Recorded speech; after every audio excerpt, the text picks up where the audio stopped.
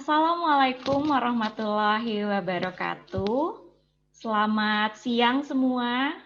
Suara saya jelas ya?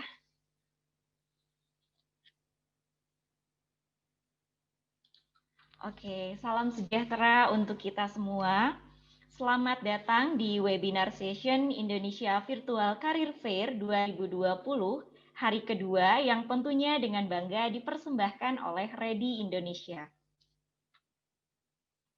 Sebelumnya, saya ingin menyapa terlebih dahulu, sudah ada kurang lebih 100 peserta webinar yang telah mendaftar dan bergabung di webinar pada siang hari ini. Selamat siang semua, semoga kita selalu diberikan kesehatan ya, amin. Terima kasih telah bergabung dalam webinar sesi pertama hari ini, yaitu dengan tema Kenali Bakat untuk Kesuksesan Berkarir. Perkenalkan, nama saya Fani Paulina. Di sini saya sebagai moderator yang akan memandu acara webinar ini sampai kurang lebih 1 jam ke depan.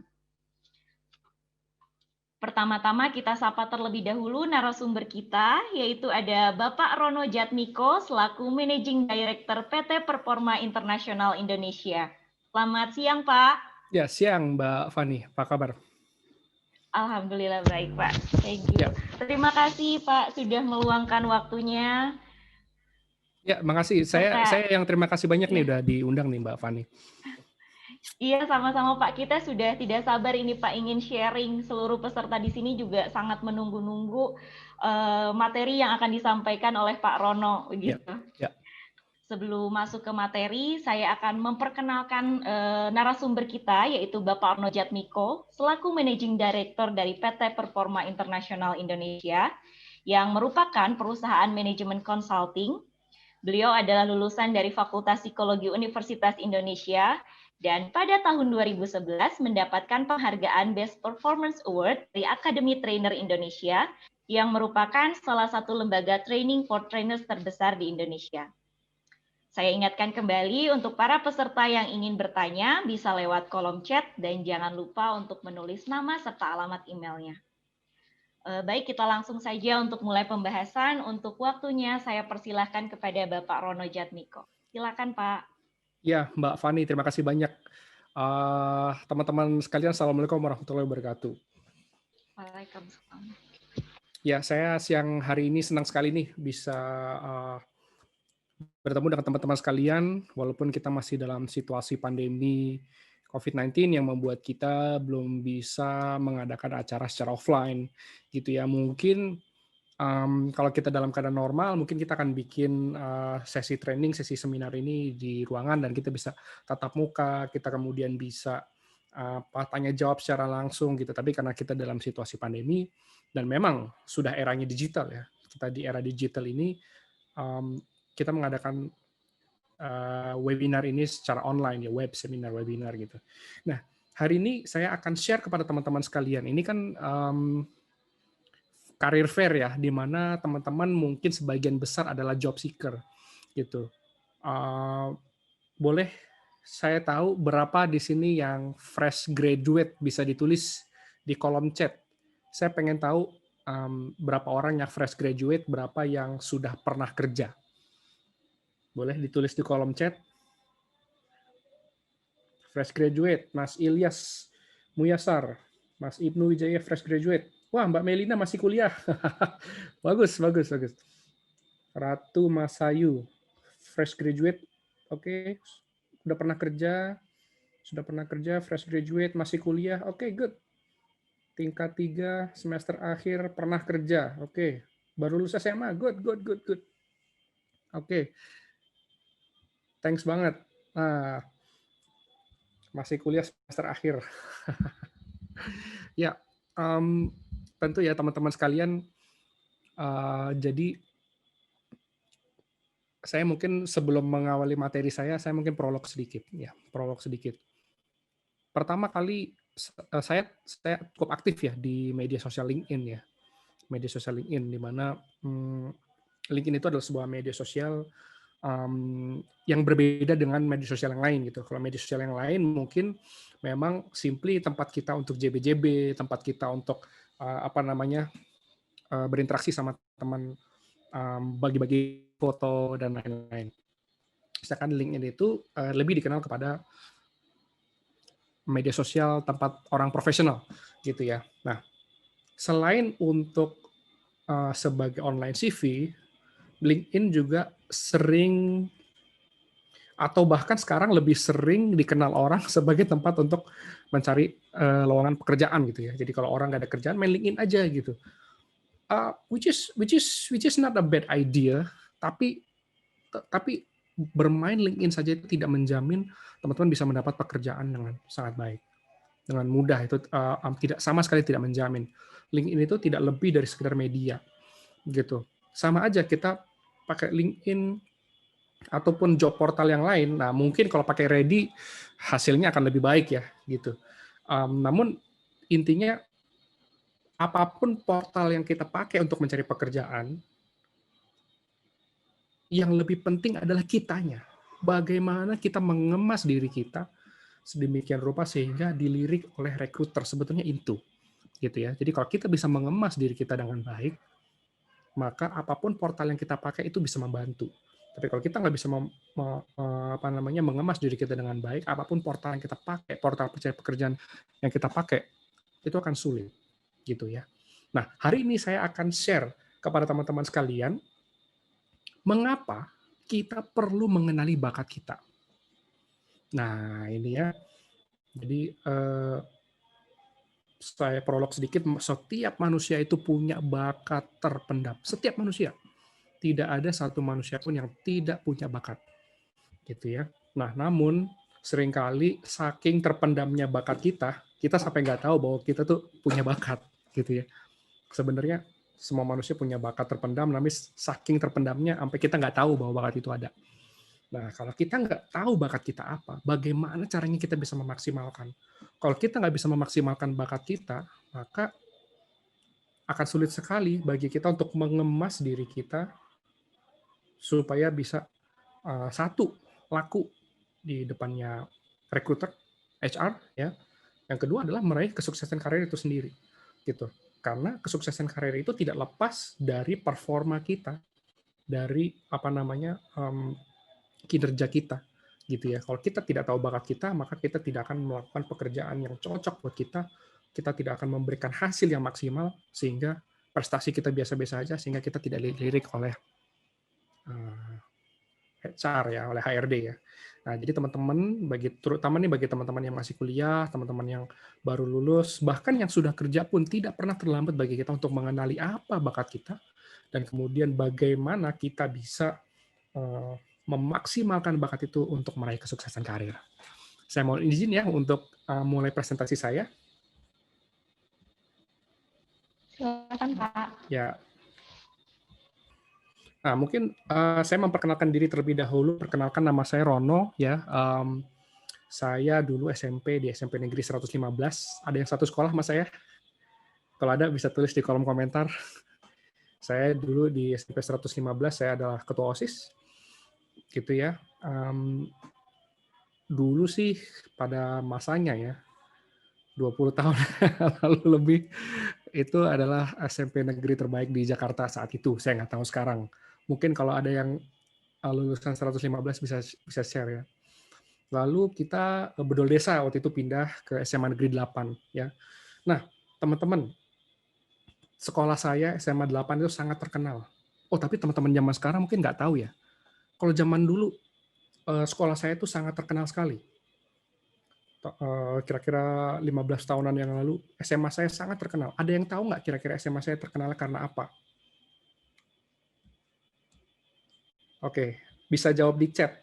Kira-kira SMA unggulan, ya ada, tapi ada hal lain selain SMA unggulan. Ada satu hal yang hanya dimiliki oleh SMA 8 yang tidak dimiliki oleh SMA lain. Tahu nggak apa?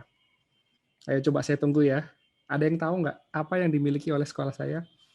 Prestasi, ya di luar itu ada lagi. Menurut Viola prestasi, menurut Ira jurusan IPA semua, ada IPS sih satu. Bakat, no. Oke, berarti teman-teman nih yang kekinian udah nggak tahu nih. Saya cerita aja deh ya. Zaman saya, SMA Negeri 8 itu terkenal karena Banjir, ya betul. Mas Muhammad Ibnu Wijaya nih bener banget ya. Dulu zaman saya SMA Negeri 8 itu terkenal karena banjir. Banjirnya sih sebenarnya nggak terlalu dalam ya, teman-teman sekalian ya. Cuman semata kaki di lantai 2 ya. Jadi apa namanya? Dulu kita selalu dapat jatah libur ekstra tuh gitu ya. Dan di sekolah saya dulu ya ada ekskul diving ya, snorkeling ya. Cuman nggak kelihatan apa-apa teman-teman, cuma coklat aja gitu ya. Gitu dan apa namanya? Jadi ya itulah tadi makanya saya dulu setiap tahun pasti dapat jatah libur ekstra. Pernah saya ingat saya libur itu pernah sampai 2 minggu. Paling lama tuh 2 minggu. Dan adik kelas saya itu pernah sampai ngungsi ke kantor Pemda DKI kalau nggak salah. Waktu itu gara-gara sekolah banjir gitu ya. Jadi itu adalah salah satu keunikan dari sekolah saya gitu ya.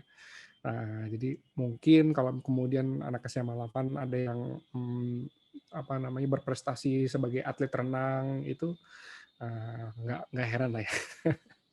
Oke, nah lalu kemudian nah mungkin sedikit cerita. Jadi dulu waktu SMA itu saya anak bandel sebetulnya anak bandel. Saya tukang berantem, tukang bolos, dan akhirnya waktu SMA itu saya nggak naik kelas gitu ya. Nah, tapi momen ketika saya nggak naik kelas itulah yang kemudian memperkenalkan saya ke dunia psikologi, ke dunia pengembangan diri gitu. Karena dulu saya saking bandelnya gitu ya, kabur dari rumah, wah ngerasain semua saya. Nah, lalu semenjak nggak naik itu saya ya itu kan awalnya malu, tapi akhirnya saya kemudian menerima dan kemudian mulai mencoba mengembangkan diri saya.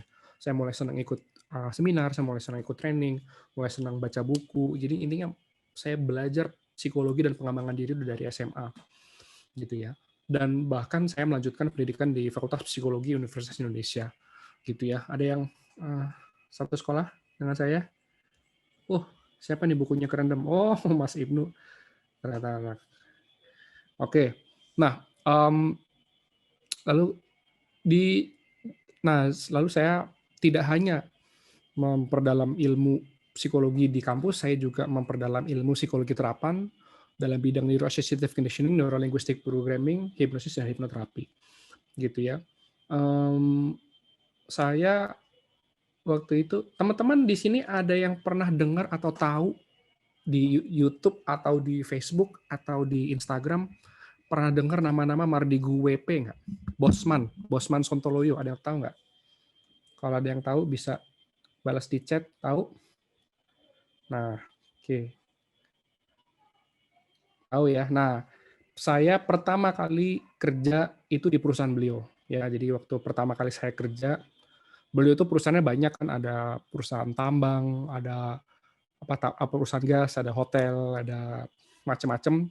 Dan salah satu perusahaan beliau waktu itu bergerak di bidang training gitu ya. Dan saya pertama kali kerja saya di perusahaan beliau saat itu tahun 2010 ya.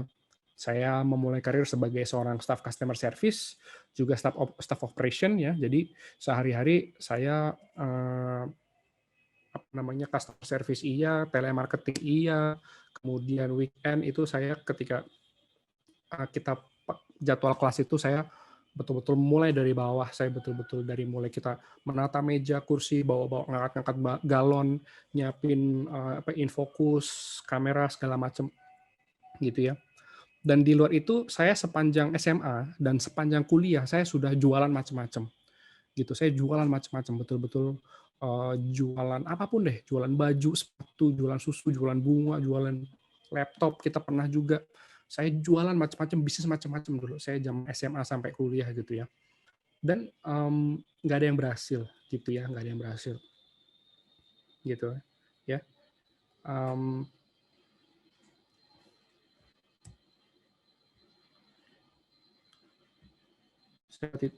Nah, jadi saya udah cobain segala macam ya. Jadi di tempat saya manggilnya Mas Wowi ya. Mas Wowi itu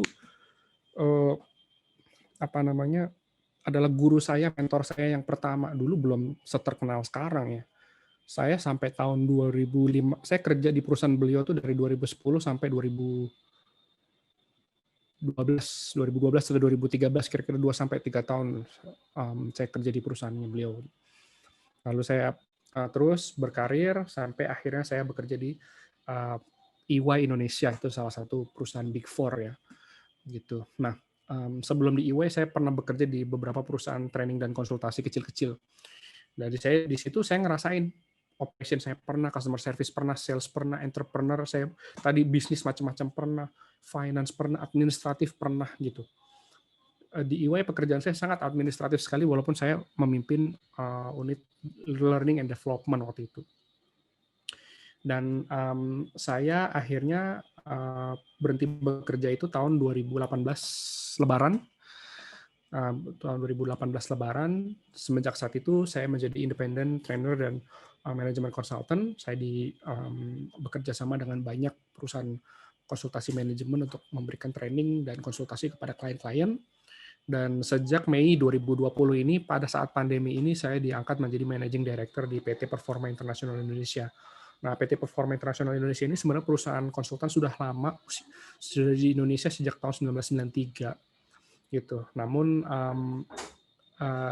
intinya saya ketika masuk ya ini sudah ketinggalan zaman, banyak sekali hal-hal yang sudah usang dan kita sekarang sedang membangun performa memasuki digital 4.0. Jadi kita sedang membangun sistem digital marketing, layanan produk-produk digital gitu ya,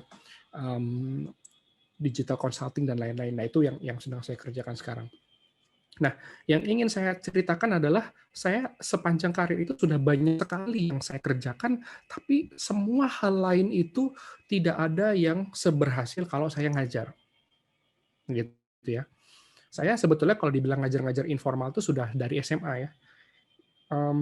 Mungkin di SMA saya nggak ada fotonya. Nah ini misalnya yang kiri itu saya masih kuliah itu gondrong ya. Saya gondrong waktu itu masih kuliah. Terus yang tengah itu saya mungkin awal-awal karir itu sudah sama Mas Wowi itu. Dan yang kanan juga itu juga awal-awal karir sebenarnya. Dan mungkin sampai 2020 ini saya sudah banyak sekali memberikan pelatihan di berbagai perusahaan, sudah keliling Indonesia juga alhamdulillah. Dulu saya waktu kuliah pernah cita-cita ya teman-teman, saya pengen kerja yang keliling Indonesia. Keliling Indonesia dibayar nginep di hotel gitu, dan alhamdulillah itu terwujud. Karena tahun 2013 saya diterima sebagai pengajar di Danamon Corporate University. Di situ saya banyak memberikan pelatihan jadi setelah dari Mas Wawi ya, saya ke Danamon, di situ saya sempat keliling Indonesia mengajar berbagai macam materi soft skill kepada karyawan-karyawan di cabang-cabang Danamon seluruh Indonesia. Dan juga sepanjang 2019 saya juga keliling Indonesia, saya juga salah satu associate trainer di Facebook, mengajar digital marketing untuk UKM. Nah itu saya banyak sekali keliling Indonesia, ngelihat tempat-tempat indah, tempat-tempat baru. Cuman 2020 ini keliling Indonesianya online ya. Nah artinya apa? Tapi ya itu saya rasain semua udah saya cobain ya. Dan ternyata mengajar inilah yang menjadi menjadi pembeda dibandingkan dengan aktivitas yang lain. Di sini saya lebih senang. Yang kedua adalah lebih mudah buat saya. Saya agak kurang oke dalam ini kelemahan saya. Nah, nanti ketika kita mengenali bakat, kita harus paham juga yang namanya kelemahan kita. Ini satu paket, bakat dan kelemahan itu satu paket. Kelemahan saya adalah administratif, ya, administratif. Pernah waktu itu saya kerja di tempat sebelumnya, saya lagi analisis data ya, ada ratusan data yang harus saya sort menggunakan Microsoft Excel. Saya nggak terlalu jago Excel ya. Dan waktu itu saya spend waktu saya 2 jam untuk kerjaan Excel tersebut. Dan data itu nggak selesai-selesai. Lalu saya panggil staff saya waktu itu ya, namanya Isan. San, tolongin dong San, kerjain ini San. Gitu. Terus sama Isan dikerjain. 5 menit doang selesai. Lalu saya marah-marah sama Isan. San, lu jangan malu-maluin gue dong, gue ngerjain ginian 2 jam gak selesai nih, masa di tangan lu 5 menit doang selesai, kan itu namanya malu-maluin gue. Itu saking waktu itu ngerjain 2 jam gak selesai, sama di tangan staffnya 5 menit selesai. Nah, disitulah, itu adalah momen pertama saya menyadari bahwa, oh ternyata manusia itu bakatnya beda-beda ya. Saya kalau disuruh ngajar, saya disuruh bikin slide PowerPoint, saya bisa. Saya disuruh desain materi, training itu saya bisa. Tapi begitu saya harus menganalisis data, mengolah data, ternyata saya tidak menguasai gitu. Walaupun saya belajar, kan saya minta diajarin juga sama staff saya gitu, ajarin gue dong gitu. Jadi saya belajar dan saya berlatih, tapi tetap kemampuan saya dalam bidang Excel itu kalah dibandingkan dengan kemampuan saya di bidang PowerPoint, di bidang desain materi training dan mengajar gitu. Disitulah baru, oh oke, ternyata manusia itu punya bakat ya. Jadi akan selalu ada hal-hal yang buat kita itu mudah. Buat kita itu mudah dan menyenangkan. Tapi buat orang lain belum tentu. Gitu. Nah, nanti kalau teman-teman bisa menemukan apa hal yang buat teman-teman tuh mudah, menyenangkan, dan kemudian hasilnya lebih baik. Nah, itu akan menjadi potensi karir yang luar biasa buat teman-teman sekalian. Gitu. Saya tidak akan mungkin bisa mungkin berkeliling Indonesia menjadi pengajar di berbagai perusahaan gitu ya. Kalau memang saya tidak memiliki bakat di bidang ini gitu. Ya. Karena saya juga pernah beberapa kali dilibatkan sebagai fasilitator untuk training for trainers ya. Di mana training for trainers itu setiap tahun banyak sekali orang ingin menjadi trainer, ingin jadi pembicara gitu. Namun faktanya adalah nggak semua orang bakat.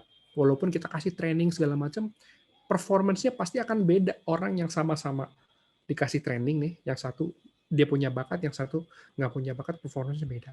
Jadi akan lebih mudah kalau kita pahami apa itu bakat kita dan memaksimalkannya. Itu akan jauh lebih mudah, gitu lah. Ya, dan terus ya, jadi bahkan saya sebagai sebagai seorang pengajar, trainer, saya mendapatkan penghargaan Best Performance Award tahun 2011 oleh Pak Jamil Zaini ya. Saya di Danamon Corporate University jadi salah satu trainer dengan rating tertinggi. Saya juga trainer dengan rating tertinggi di IPC Corporate University gitu ya. Jadi saya di sini bukan bilang saya menyuruh teman-teman jadi trainer, bukan. Ini adalah bakat saya gitu loh. Nah, teman-teman bakatnya di mana? Nah, nanti kita bahas ya. Dan saya udah begitu lama memberikan pelatihan. Ada satu hal yang menjadi pertanyaan bagi saya. Setelah saya memberikan pelatihan, bagaimana ya dampaknya bagi peserta saya, gitu ya. 5 tahun terakhir itu menjadi hal yang banyak saya pikirkan gitu ya. Apa dampaknya pelatihan saya yang saya berikan kepada peserta? Dan ternyata, dan saya juga sudah menerapkan ini ilmu experiential learning ya, 70-20-10, di mana training itu 10% di kelas, 70% praktek, dan 20% itu adalah coaching dan mentoring. Ya. Itu juga sudah saya terapkan di berbagai klien maupun di tempat saya sendiri. Kita juga udah menggunakan kata-kata motivasi. Ini yang sering kita dengar, teman-teman ya. Kata-kata motivasi yang sering kita dengar. Kalau saya bisa, maka Anda pasti bisa. Semua bisa asal ada kemauan. Atau kalau mau yang agak bete sedikit, masa gitu aja nggak bisa sih? Gitu, ya. Artinya selalu ada orang-orang yang sudah excel di suatu bidang, sudah punya performa, sudah punya prestasi di suatu bidang, berusaha memotivasi orang lain untuk Anda juga bisa kok kayak saya. Gitu. Namun faktanya nggak gitu-gitu banget, gitu ya.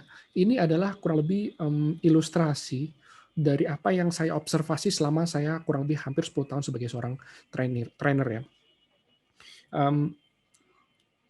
Kalau orang itu sudah punya bakat, jadi gini, orang yang sudah punya performance ya, yang high performance, itu dia akan meraih peningkatan itu jauh lebih tinggi. Jadi kalau misalnya orang high performance dikasih training, dia akan melonjak. Tapi kalau low performance, artinya dia memang tidak punya bakat, performanya jelek, dikasih training, naiknya dikit. Artinya apa? Training itu yang bagus makin bagus, yang jelek tidak akan jadi bagus. Artinya apa? Training saja tidak cukup, gitu loh. Betul-betul apa bidang yang di training itu lebih penting daripada trainingnya itu sendiri. Saya banyak sekali programmer saya ya di tempat di PT Performa ya, itu nggak lulus kuliah. Di tempat saya di Performa, saya ada satu staff saya anti itu tidak lulus, tidak kuliah bahkan. Anti kuliah apa enggak? Tidak kuliah dia tapi kemampuan sosial medianya sangat bagus. Saya ada programmer satu lagi juga nggak lulus kuliah. Programmer saya itu mungkin pernah berapa kali kuliah nggak lulus. Dia belajar IT itu otodidak dan sekarang benar-benar kualitasnya luar biasa gitu. Kita baru aja mendapatkan nilai kontrak pembuatan e-learning di salah satu klien yang nilainya hampir 1 M gitu ya. Jadi itu programmer saya nggak lulus kuliah, nggak kuliah IT bahkan. S1 nggak kuliah IT gitu loh. Jadi kalau kita mengerjakan suatu pekerjaan yang sesuai bakat kita, walaupun kita tanpa pendidikan yang kuat pun itu bisa excel gitu. Tapi berapa banyak orang yang mungkin memang kuliah IT dan dia nggak jago-jago IT gitu, karena memang nggak bakat di bidang itu gitu ya. Nah, jadi ilustrasi bahwa pendidikan kita itu baru akan baru akan efektif kalau relevan dengan bakat kita.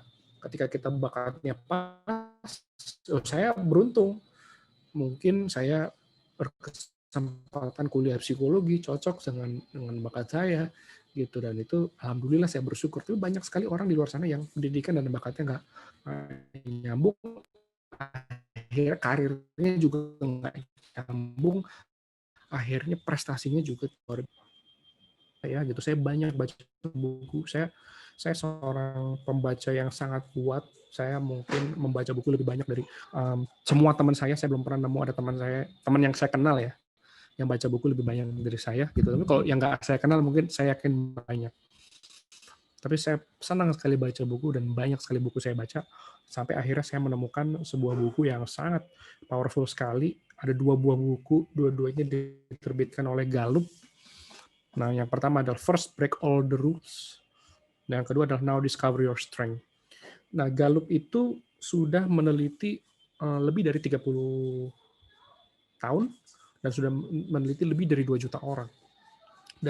Di antara 2 juta orang itu ada 80.000 manajer ya di berbagai industri, di berbagai perusahaan, di berbagai bidang. Mereka pengen tahu apa yang dilakukan oleh manajer-manajer yang hebat yang tidak dilakukan oleh manajer-manajer yang biasa aja gitu. Dan ternyata rahasia dari manajer-manajer yang hebat adalah mereka melihat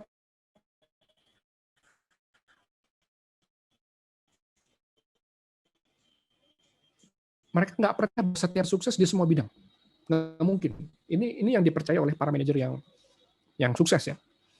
Mereka percaya bahwa jadi misalnya nih Mas Aldi Afiandi misalnya. Wah, ini pendidikannya apa Mas Aldi? Kuliahnya apa? Di bidang apa?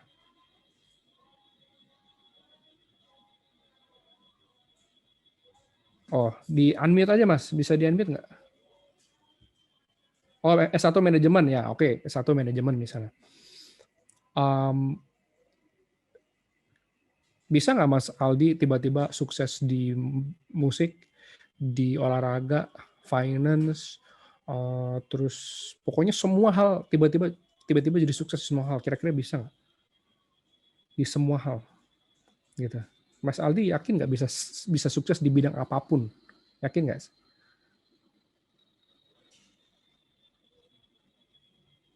Tidak, gitu ya. Karena kita semua sebetulnya sudah ada porsinya masing-masing. Nah, ini adalah sesuatu yang dipercaya oleh manajer-manajer hebat. Nggak semua orang bisa potensinya itu tidak limitless. Semua orang potensinya tidak limitless. Artinya apa?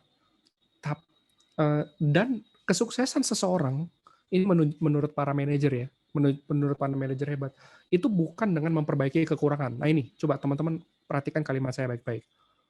Seringkali kita dari kecil kita punya kekurangan dan kita berusaha untuk memperbaiki kekurangan tersebut. Ternyata kunci suksesnya para manajer-manajer hebat ini, mereka melihat anak buahnya. Mereka bukan memperbaiki kekurangan dari anak buahnya, tapi memaksimalkan kelebihan. Gitu, ya. Karena potensi manusia terbatas, kita waktunya terbatas, sumber dayanya terbatas, sehingga kita maksimalkan apa yang mereka sudah punya, yaitu bakatnya. Gitu. Jangan berusaha memperbaiki kekurangan. Nah, ini adalah kepercayaan-kepercayaan yang dimiliki oleh para manajer hebat. Sebaliknya, manajer-manajer yang biasa aja, itu percaya setiap orang bisa dikembangin, setiap orang itu bisa sukses di bidang apapun yang dia mau, lalu caranya supaya sukses adalah kalau kita punya kekurangan, itu diperbaiki. Itu adalah kepercayaan manajer-manajer yang sayangnya, yang biasa aja. Yang sukses nggak begitu gitu. Dan betul, saya alhamdulillah dalam perjalanan karir saya berkesempatan alhamdulillah bisa berkenalan dengan banyak sekali sukses CEO sukses ya. Salah satunya adalah Pak Hasnul Suhaimi, mantan Dirut Excel Axiata. Beliau adalah salah satu CEO legendaris Indonesia ya, dan sejak tahun 2015 saya banyak sekali bekerja sama dengan beliau memberikan pelatihan dan training dan konsultasi di berbagai klien. Itu dia ketika saya ceritakan ini dia setuju. Jadi dia tidak pernah memberikan tugas yang di luar dari kompetensi anak buahnya. Anak buahnya kompetensinya apa, itu yang dikembangin. Nah, ini kalau kita lihat dari pekerjaan gitu. Nah, artinya apa? Ketika kita dari mahasiswa, kita dari SMA, kita udah harus tahu bakat kita apa, kelebihan kita apa. Sehingga kita syukur-syukur bisa mengembangkan jurusan pendidikan kita sesuai dengan bakat kita. Gitu, atau nanti memilih bidang pekerjaan sesuai dengan bakat kita gitu. Kita maksimalin di situ ya. Jadi kepercayaannya para manajer hebat adalah kalau kita mau mengembangkan diri, kembangkanlah bakat ya. Kembangkanlah bakat dan kemudian jadi setiap manusia itu unik. Memang setiap manusia unik, tidak ada dua manusia yang sama di muka bumi ini. Dan kalau kita mau memperbaiki mau memaksimalkan kesuksesan kita, maksimalkanlah bakat kita, maksimalkanlah kelebihan yang sudah kita punya. Ilustrasinya gini, teman-teman sekalian. Teman-teman datang nih main bulu tangkis, ya, pakai tangan kanan, ya kan? Nah, tiba-tiba datang nih musuh, ya kan? Dia main bulu tangkis pakai tangan kiri. Lalu kita ngeliat, wih, kurang ajar. Masa saya main pakai tangan di kanan, dia pakai tangan kiri? Abis itu kita karena ngerasa diledek, kita nggak mau kalah dong. Kita pindahin nih raket kita ke tangan kiri supaya bisa bilang, wah, gue juga bisa main pakai tangan kiri. Kira-kira menang atau kalah? Bisa jawab di chat. Kira-kira kalau musuh pakai tangan kiri, lalu kita adu pakai tangan kiri, kita menang atau kalah? Kenapa kalah? Ada yang bisa jawab kenapa kalah? Kenapa?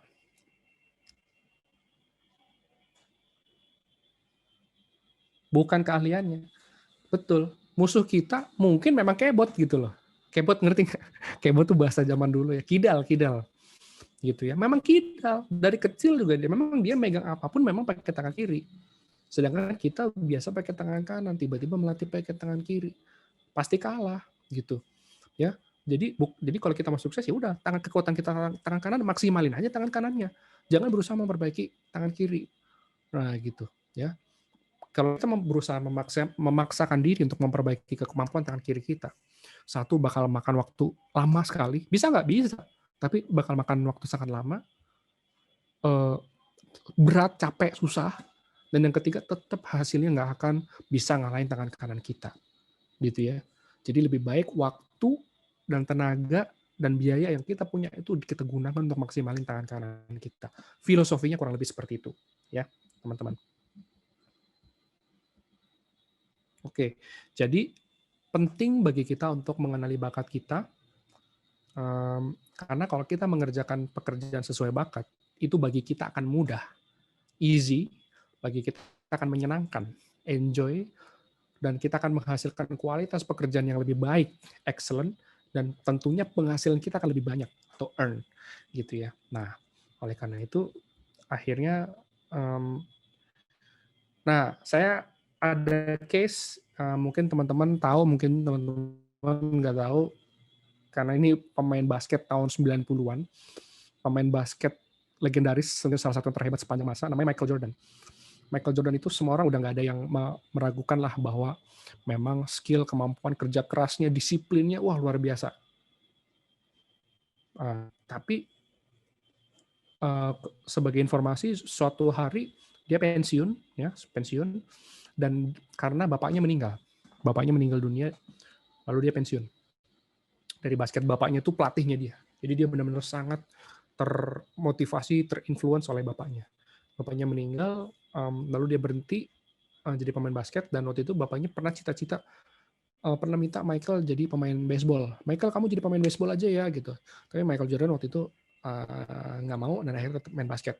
Nah, karena dia mungkin ingin mewujudkan cita-cita bapaknya, setelah pensiun itu dia jadi pemain baseball. Michael Jordan. Disiplinnya, kerja kerasnya itu sudah tidak diragukan lagi. Wah, udah benar-benar paling luar biasa deh kalau untuk urusan disiplin dan kerja keras. Dia jadi pemain baseball. Apa yang terjadi? Ya, jadi pemain baseball biasa aja. Padahal ada orang yang bilang hard work beats talent. Kalau kita kerja keras, kita pasti bisa mengalahkan bakat. Gitu. Nah, tapi kalaupun kita kerja keras, Michael Jordan kurang kerja keras apa? Kurang disiplin apa?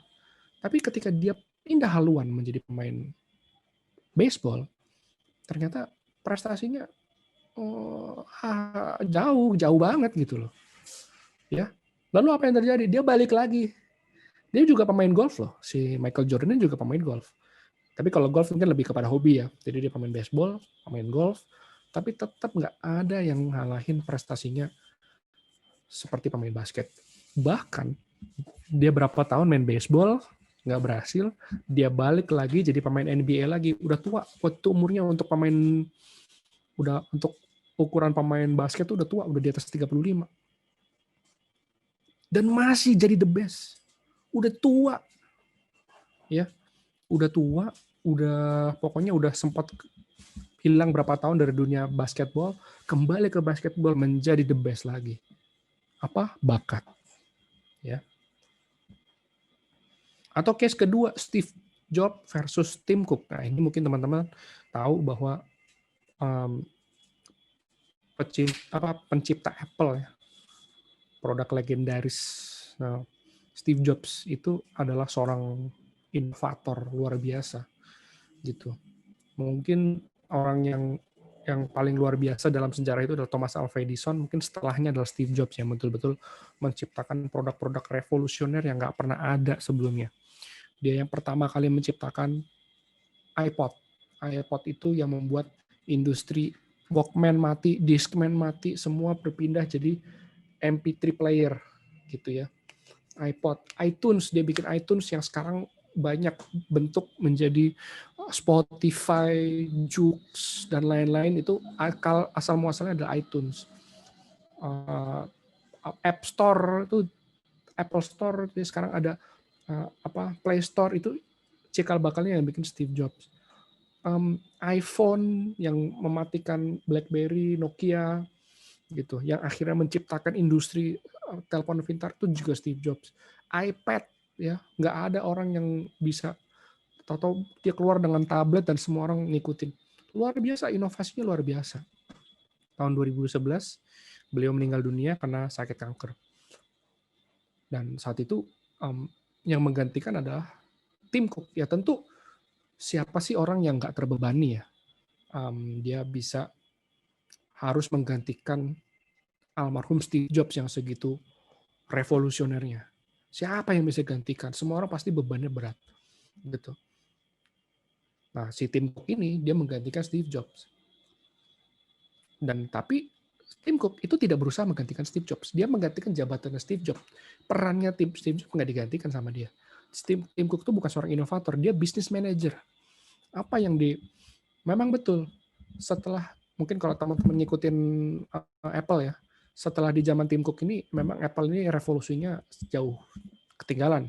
Bahkan saya merasa kok Apple di zaman sekarang ini lebih banyak meniru orang lain ya daripada membuat terobosan. Kalau zaman Steve Jobs itu semua ngikutin Apple, tapi kalau sekarang Apple ngikutin produk-produk yang lain gitu. Tapi secara bisnis manajemen justru Apple jauh lebih sukses di tangan Tim Cook. Sekarang Apple itu duit cash nganggurnya itu lebih gede dari APBN Indonesia. Gitu, betul-betul luar biasa. Artinya apa? Setiap orang sudah punya bakat, jangan berusaha untuk mengikuti jejak kesuksesan orang lain. Setiap orang punya jalur sukses masing-masing. Kalau orang lain sukses sebagai inovator, kemampuan kita ada pada business manager. Jadilah business manager. Jangan mencoba meniru orang lain sebagai inovator. Ini yang dilakukan oleh Tim Cook, dan sekarang Apple luar biasa, kaya raya, perusahaan paling bernilai di dunia. Perusahaan $1 triliun pertama dalam sejarah. Gitu. Justru jauh lebih sukses financially ketimbang zaman Steve Jobs gitu. Tapi memang kalau secara inovasi kalah, kalau secara duit dia lebih sukses. Nah, jadi teman-teman itu ya, ketika kita mendengar nasihat karir dari orang lain, berhati-hatilah karena belum tentu semua nasihat karir itu cocok buat kita. Jadi kita mesti tahu apa pilihan yang terbaik buat kita, karena kita tahu bakat kita, lalu kemudian kita kembangkan karir kita sesuai dengan bakat kita. Ya. Nah, jadi si Warren Buffett bilang, saya ini nggak ada bedanya sama Anda, gitu. Yang membedakan adalah setiap hari saya bisa melakukan hal yang saya cintai. Akhirnya dia jadi investor terkaya di dunia. Nah, kenapa? Karena memang dia bakatnya di situ. Gitu. Kalau teman-teman tidak melakukan pekerjaan sesuai bakat, pasti nggak akan enjoy. Nggak akan excel di situ ya. Nah, jadi bakat, oke, sekarang kita mulai masuk nih ke teoritis bakat. Bakat itu ada di mana sih? Bakat itu ada di struktur saraf otak kita, sinaps, di neuron-neuron di sinaps otak kita, sambungan saraf otak kita itulah yang membentuk bakat kita. Mbak Fani, saya sampai jam berapa ya? Sampai jam 3, Pak. 10 menit lagi ya? Ya, tapi nggak apa-apa, Pak. Itu Oke. nanti paling 15 menit untuk sesi tanya jawab ya, Pak. Oke. Nah, jadi gini, teman-teman, ketika teman-teman orang tua teman-teman, ibu-ibunya teman-teman hamil ya, hamil terus kemudian mulailah terbentuk bayi di kandungan. Itu hal pertama yang terbentuk itu adalah otak, gitu. Otaklah yang pertama kali berkembang dan berkembang sangat pesat sampai teman-teman lahir, sampai teman-teman usia 3 tahun. Itu otak manusia itu berkembang dengan sangat pesat sekali. Nah, tapi di usia 3 tahun sampai usia 15 tahun ternyata otak itu sudah mulai. Jadi struktur saraf di otak kita tuh ada triliunan ya, triliunan. Dan itu 3 tahun awal dari kandungan sampai 3 tahun awal itu sangat berkembang sangat pesat. Tapi ternyata di usia 3 tahun mulai melambat perkembangannya. Kenapa? Karena mengoperasikan otak itu membutuhkan energi yang sangat besar. Jadi teman-teman bayangin handphonenya aplikasinya nyala semua, lemot nggak? Gitu ya, crash, ya kan? Nah sama otak kalau seluruh sambungannya nyambung semua, justru malah mungkin tubuh kita yang crash gitu loh. Jadi akhirnya Tuhan menciptakan manusia itu mulai di umur 3 tahun sampai umur 15 tahun mulai memilah-milah mana struktur saraf yang mau saya pertahankan di otak saya, mana struktur saraf yang mau saya lepas. Nah, itu ada kaitannya sama gen, ada kaitannya sama didikan lingkungan, ada sama nurture, ada. Jadi saya bukan orang yang menentangkan antara nurture sama nature, didikan atau bawaan. Yang ada adalah dua-duanya, bawaan ada, didikan ada. Nah, dan di usia 15 tahun struktur saraf otak kita itu sudah mulai relatifly terbentuk. Nah, disitulah yang membuat kita tuh ada bakat kita tuh udah terbentuk di usia 15 tahun. Ada di struktur saraf otak kita. Sehingga kalau kita mengerjakan pekerjaan yang ada bakatnya, itu akan lebih mudah. Kalau yang nggak ada bakatnya, itu akan lebih susah. Karena harus bikin struktur saraf otak baru, yang mana itu lama dan susah. Gitu ya. Nah, jadi bakat itu apa? Bakat itu kalau mungkin selama ini kita tahu bakat itu bakat musik, bakat olahraga, bakat nyanyi. Sebenarnya bakat itu jauh lebih luas dari itu. Bakat itu bisa berbentuk pola pikir, ya mindset, bisa berbentuk perasaan, bisa berbentuk perilaku atau skill. Sebagai contoh, ada satu bakat yang namanya bakat menolong orang lain. Iya loh, ternyata menolong orang lain atau peduli sama orang lain itu bakat loh. Kalau orang punya bakat ini, dia akan senang menolong orang lain. Kalau orang tidak punya bakat ini, dia nolong orang lain malas. Ngapain saya bantu? Nah, itu pola pikir. Itu bakat, bawaan gitu. Ya mungkin terpengaruh gen, orang tuanya seperti itu, dan didikan juga. Jadi ketika terjadi sampai usia 15 tahun, ketika orang punya bakat itu, dia akan senang menolong orang lain. Berjiwa menolong gitu. Ada orang yang punya bakat, dia tuh kompetitif. Wah, nggak mau kalah. Ngeliat orang lain ranking 1, kalau bisa saya ranking 0. Intinya dia nggak mau kalah gitu. Tapi ada orang yang ngeliat orang lain sukses, ya bodo amat gitu. Kamu sukses, ya sukses, saya sukses sendiri. Nah, itu bakat gitu. Jadi kalau bakat untuk bersaing ada juga. Nah itu jadi ada macam. Jadi Gallup kemudian, jadi bakat itu adalah bahan mentah yang ada di dalam otak kita, ya teman-teman ya. Ibaratnya gini, kalau dapur itu apa masakan yang bisa kita buat di sebuah dapur? Tentu tergantung apa bumbu yang tersedia, apa bahan-bahan dasar yang tersedia, apa peralatan yang tersedia. Dari apa yang ada di dapur itulah baru kita bisa bikin yang namanya suatu menu. Kalau adanya nasi, adanya telur, adanya garam, merica, yang bisa kita bikin apa? Nasi goreng, gitu. Tapi kalau adanya daging, adanya kentang, ada yang namanya sayur-sayur, yang kita bisa bikin apa? Steak. Artinya apa? Karir yang bisa kita buat itu tergantung dari bakat yang kita punya. Sama, bahan dasarnya sama. Jadi kita tinggal lihat di dapur kita ini ada barang apa, dan itu yang kita maksimalkan jadi karir kita. Jadi talent versus hard work, ternyata talent itu tidak versus hard work. Jangan mempertentangkan antara bakat melawan kerja keras. Karena bakat tanpa kerja keras sia-sia, kerja keras tanpa bakat susah. Teman-teman punya kerja keras kayak apa, kalau nggak ada bakatnya susah. Tapi teman-teman punya bakat, nggak kerja keras juga sia-sia gitu. Jadi talent itu tidak versus hard work. Talent dan hard work itu satu paket. Talent versus training.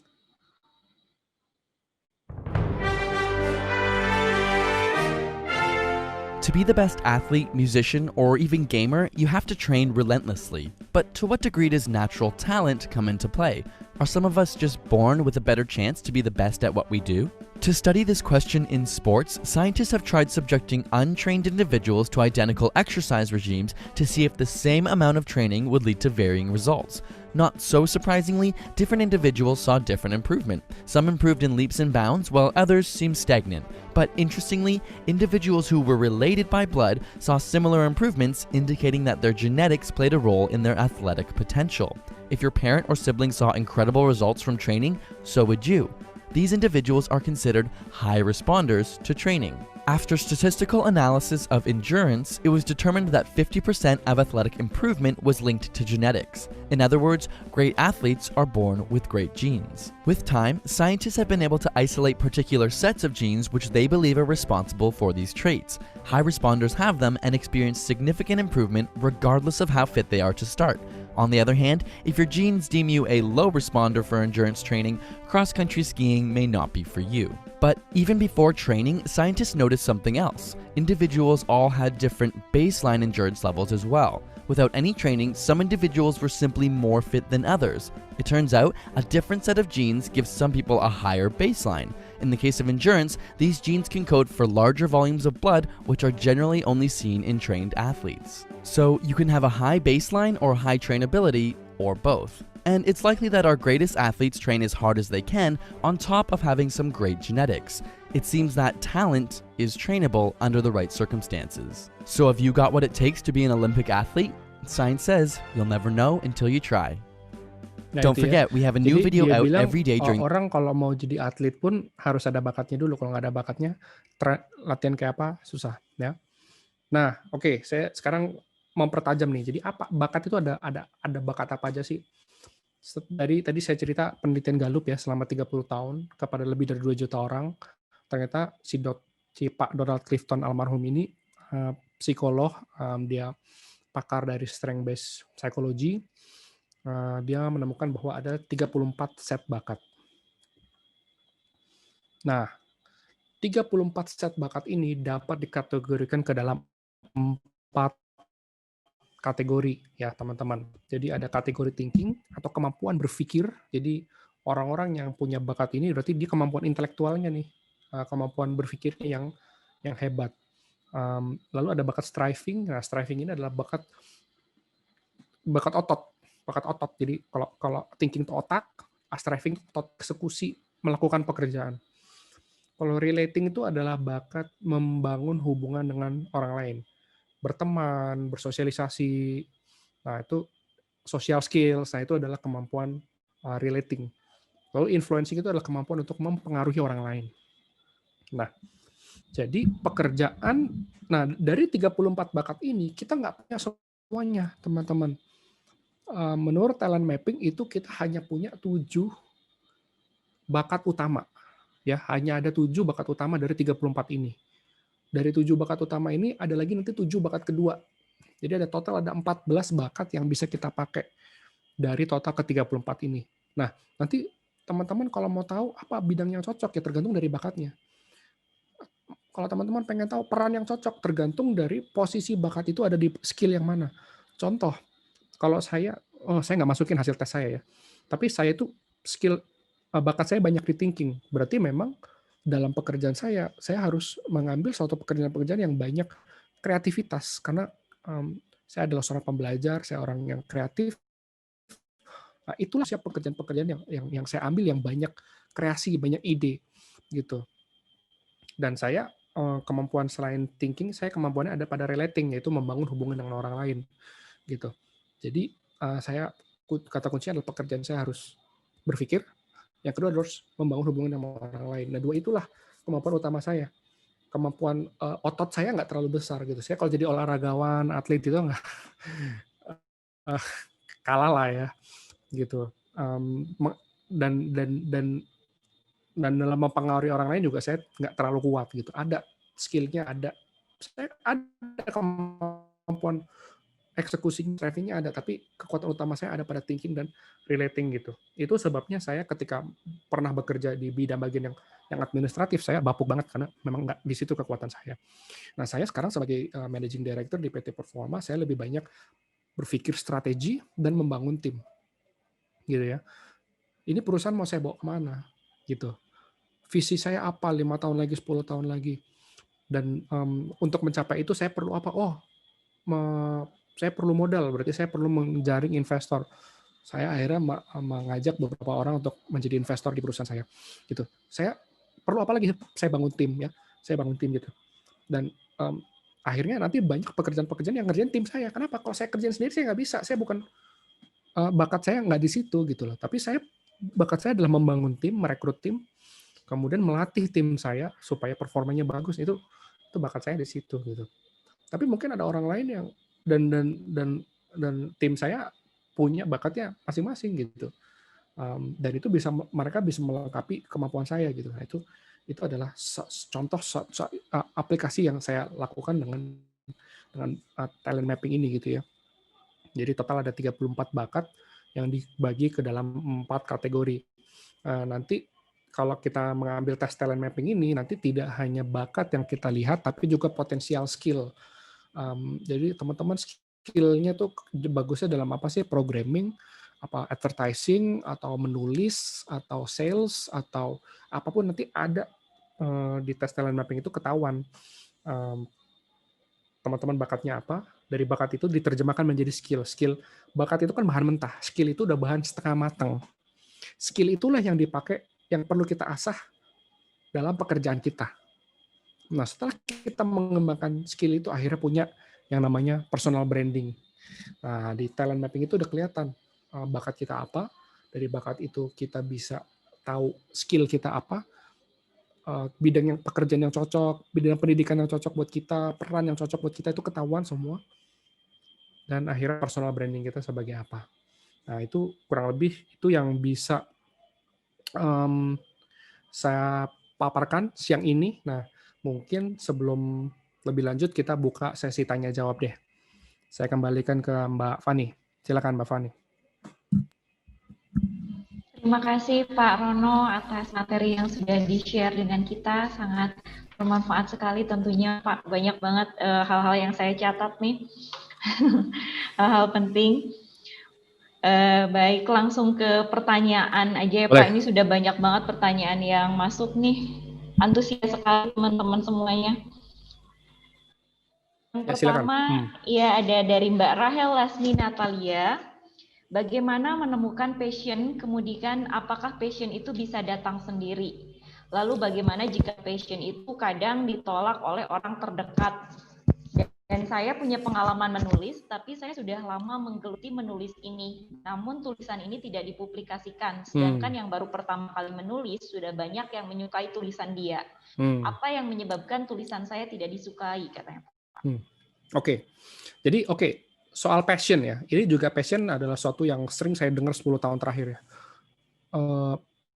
Saya mungkin perlu jelaskan, teman-teman perlu membedakan antara minat dengan passion. Bedanya apa? Kalau passion itu adalah sesuatu yang sifatnya sudah teruji. Artinya apa? Teman-teman punya suatu minat. Minatnya misalnya menulis. Dari minat itu teman-teman berlatih menulis, membuat tulisan, publikasikan. Apakah itu publikasi di sosial media, atau diterbitin sendiri, atau lewat penerbit, intinya teman-teman mempublikasikan tulisan. Tulisannya jelek, tulisannya nggak disukain orang lain, tapi terus berlatih, ikut kelas menulis, berlatih bikin tulisan lagi, publikasikan lagi, bikin tulisan lagi, publikasikan lagi. Lama-lama sukses. Nggak terasa udah menggeluti dunia tulis-menulis tahun, 2 tahun, 3 tahun, 5 tahun, 10 tahun. Dan terus ada peningkatan. Nah, itu yang baru disebut dengan passion. Jadi passion itu adalah minat yang sudah teruji. Itu yang disebut dengan passion. Tapi kalau baru suka-suka doang, baru kepengin doang, penasaran doang, itu belum bisa disebut passion, itu disebut minat. Jadi pertama teman-teman bedakan dulu antara minat dengan passion. Minat itu belum teruji, passion itu sudah teruji. Nah, bagaimana caranya kita tahu passion kita? Ya tentu kita harus explore. Saya itu tadi sejak SD bahkan ya, saya udah mencoba berbagai aktivitas ya, pramuka, dokter kecil, OSIS, pesantren, sepak bola, pendaki gunung, ngeband, macam-macam udah saya kerjain, bisnis ya, semua udah saya kerjain. Artinya apa? Kita perlu mengeksplor mana hal yang kita suka dan mana yang hanya cuma sekedar penasaran, gitu. Kalau nggak kita coba, kita nggak akan tahu. Wah, saya kayaknya passion di memasak deh. Pernah masak nggak? Enggak. Berarti belum bisa dibilang passion. Harus cobain dulu masak. Setelah nyobain berapa lama, males, kayaknya nggak terlalu enjoy juga masak. Skip, berarti itu bukan passion. Ya. Jadi itu yang nomor 1 adalah passion sama minat itu beda. Kenali dulu minat kita, explore, lakukan berbagai macam aktivitas, kita lihat mana yang terus bertahan. Kalau bertahan setahun, 2 tahun, 3 tahun, 5 tahun, mungkin kemungkinan itu adalah passion kita. Dan terus skill kita meningkat, kemungkinan itu adalah passion kita. Ya kalau saya berarti passionnya adalah mengajar. Kenapa? Saya secara profesional saya sudah mengajar 10 tahun. Kalau dihitung dari zaman tidak profesional, dari saya mengajar di level sekolah, itu mungkin saya sudah hampir 20 tahun. Gitu. Jadi betul-betul itu passion saya sudah teruji. Nah, yang kedua tadi Mbak Rahel ini soal menulis. Kita percaya ada yang namanya deliberate practice, ya. Jadi itu tadi talent dan hard work tidak untuk dipisahkan. Kalau Mbak Rahel tahu, yakin bahwa memang talentnya ada pada penulis, maka harus tahu apa itu teknik-teknik tulisan, gaya-gaya menulis, gaya-gaya penulisan itu mungkin bisa berlatih tuh, dan juga mencoba berbagai macam gaya menulis lalu dipublikasikan. Nggak usah dipublikasikan yang heboh-heboh dulu, di sosmed dulu deh. Kalau dia punya Facebook ya, saya dari dulu memang senang menulis gitu, dan sering membagikan tulisan di sosmed ya, sampai sekarang sosmed doang sih, belum pernah nerbitin buku gitu. Tapi artinya tapi saya terus berusaha melatih skill saya. Saya baca bagaimana caranya menulis, saya ngambil kelasnya si Malcolm Gladwell tuh ya, yang penulis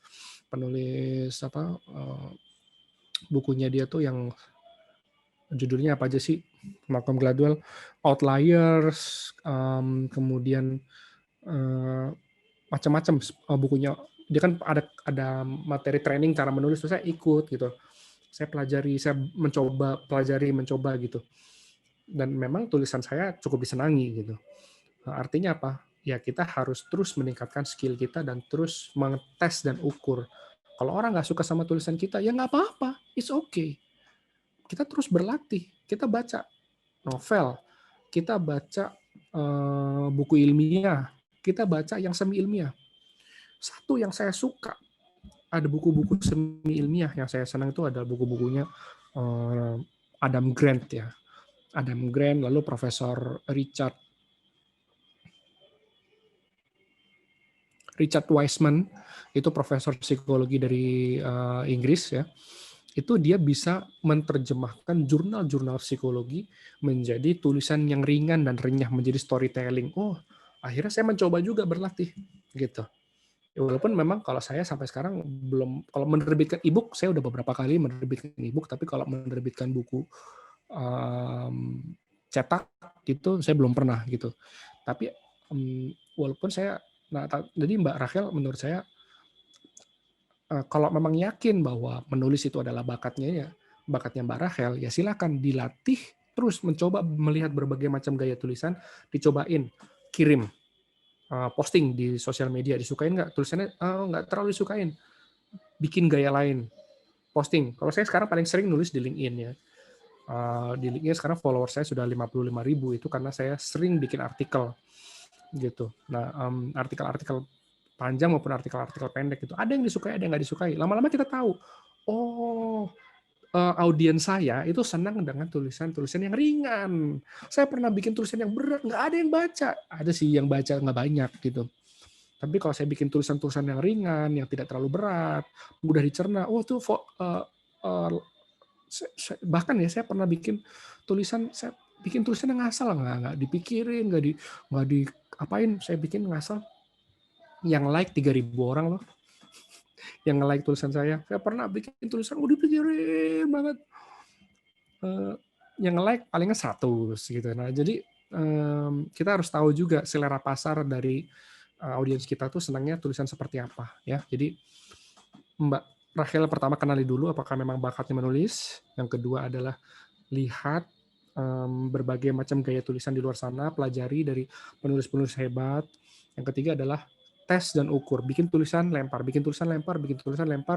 dan lihat hasilnya. Tulisan seperti apa yang disukai oleh audiens, tulisan seperti apa yang tidak disukai, gitu. Baru dari situ lama-lama kita terus mengerucut, ketika kita memiliki gaya sendiri dalam membuat sebuah tulisan. Nah, kurang lebih seperti itu, Mbak Fani. Iya, terima kasih Pak Rono. Semoga jawabannya cukup jelas ya Mbak Rachel ya. Sangat membantu juga. Lalu kita lanjutkan ke pertanyaan selanjutnya, Pak. Ini izin bertanya, kondisi saya 13 tahun, karir di finance accounting dan introvert leader. 4 tahun terakhir saya concern to develop coaching and counseling my team member. Tapi lama-kelamaan suka seneng denger dan kasih solusi buat mereka. Apakah bijak kalau saya switch karir ke coaching and counseling? Bagaimana cara memulainya? Terima kasih, Pak. Ini sesuatu yang menarik ya. Jadi mungkin kita udah terlanjur kuliah di finance, mungkin kita udah terlanjur kerja di finance. Ternyata ketika suatu hari nyemplung ke dunia coaching dan counseling, senang gitu. Apa yang harus dilakukan? Saya selalu bilang jangan pernah melakukan lompatan karir. Ini saya baca dari bukunya Adam Grant ya, Originals. Ternyata orang-orang yang paling sukses itu tidak pernah mengambil risiko yang tidak terukur. Risiko tuh semua harus terukur. Artinya gimana? Saran saya buat Pak siapa tadi ya? Intinya Bapak tetap berkarir di dunia finance, tapi Bapak spend after office hour mengembangkan kemampuan coaching dan counseling, ya. Mulai kalau sudah punya anak buah, mulailah coaching anak buah sendiri. Kalau belum ikut training, ikutlah ambil sertifikasi di ICF, ambil NLP, ambil apapun itu yang bisa membantu meningkatkan skill coaching dan counseling. Satu minggu buka praktek coaching dan counseling. Jadi jangan langsung melakukan career switch. Tetap kerja di bidang Bapak, tapi Bapak invest after office hour, pulang kerja atau weekend, untuk mengembangkan skill dan pengalaman dan portofolio di bidang coaching dan counseling. Gitu.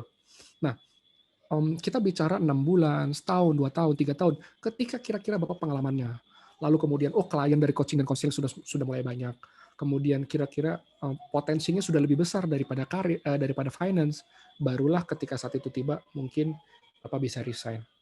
Tapi begitu banyak orang di luar sana itu bisa memulai pekerjaan kedua tanpa harus resign, apalagi di era WFH. Di era WFH, wah kesempatannya luar biasa. Bapak bisa mengembangkan karir, yang penting bisa time management aja. Karena kan kita udah nggak di kantor lagi sekarang. Di rumah mungkin kita bisa atur waktu, gimana caranya kita tetap mengerjakan kerjaan sehari-hari, tapi kita tetap bisa mengembangkan passion kita yang baru. Saran saya cobain 2 tahun, 3 tahun, kalau sudah lebih menjanjikan daripada finance, baru Bapak saat itu melakukan career switch. Kurang lebih seperti itu, Mbak Fani. Oke, terima kasih banyak Pak. Kita lanjut ke pertanyaan ketiga, ada dari Mas Umar Kadafi. Untuk mengenali dan mengetahui bakat pada diri sendiri itu, apakah harus mencoba beberapa kegiatan atau pekerjaan dulu seperti Bapak? Sedangkan di usia 20 tahunan, saya sendiri belum punya banyak kegiatan atau pekerjaan yang berbeda, dan belum ada yang cocok pada kepribadian saya sendiri. Ya. Menurut pandangan Bapak bagaimana? Kalau saya, makanya sebetulnya justru waktu explore terbaik itu adalah SMA dan kuliah. Itu adalah waktu explore terbaik, dan saya lakukan itu. Dengan expense, nilai saya jelek, saya nggak naik kelas, kuliah saya IPK saya jelek, IPK saya hanya 2,71 gitu. Tapi ternyata kondisi akademis saya yang nggak baik-baik amat itu ternyata alhamdulillah tidak menghambat karir saya gitu. Bahkan mungkin ada orang lain yang saya tahu SMA-nya, kuliahnya lebih pintar dari saya, IPK-nya lebih bagus, karirnya belum tentu lebih baik gitu. Artinya apa? Tapi lebih baik balance ya, lebih baik balance. Saya kalau teman-teman tahu Brodo, sepatu Brodo, itu ownernya itu teman seangkatan saya dulu waktu di SMA. Istrinya tuh sekelas sama saya dulu. Ya dia kuliahnya pintar ya, bisnisnya pintar juga. Ada teman saya juga Radium Ikono, itu teman sekelas itu dulu zaman dia sih memang jenius kali ya. Dia dulu waktu di kelas kerjanya tidur, dibangunin sama guru, terus bisa jawab, akhirnya guru nggak berani marah. Dia sekarang sudah punya Scooters tuh, lembaga startup untuk membantu orang meraih beasiswa. Kesinian saya banyak melihat orang yang sukses dua-duanya. Akademisnya dia sukses, bisnisnya sukses. Jadi jangan sampai pilih satu, jangan. Kalau sukses bisnis saja, akademisnya jelek, rugi. Kalau akademis doang, tapi juga teman-teman tidak explore, itu juga rugi. Leave the balance gitu, benar-benar harus try, explore, do lot of things, cobain, nggak suka ganti, nggak apa-apa. Di awal-awal is okay. Bahkan saya sering ngasih saran teman-teman di 5 tahun awal karir, silakan mencoba berbagai macam karir, nggak apa-apa. Lulus usia 22, umur 23, 24, 25, nyobain nih berbagai macam pekerjaan. Saya pikir is okay, understandable. Tapi saya harus sampaikan bahwa teman-teman harus sudah mulai menemukan apa bidang yang fix itu kira-kira start dari umur 27. Karena umur 27, 28 itu dalam dunia karir itu sudah tidak dianggap lagi sebagai fresh grade. Jadi kalau orang-orang di usia 27, 28 itu dia sudah mulai punya karir path yang bagus, aman ke depannya.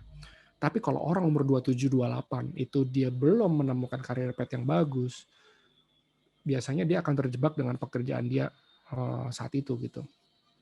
Nah, jadi teman-teman punya waktu 5 tahun dari lulus, kalau lulusnya umur 22 sampai umur 27, explore sebanyak-banyaknya. Tapi begitu umur 27 udah harus mengerucut. Saya bakatnya ini, kemampuan saya ini, lalu saya akan fokus di bidang ini, saya akan mengembangkan karir di bidang ini. Itu roughly kira-kira usia 27-28. Nah, itu sih Mas, siapa tadi? Gitu. Dari Mas Umar. Mas Umar ya. Iya, oke, baik.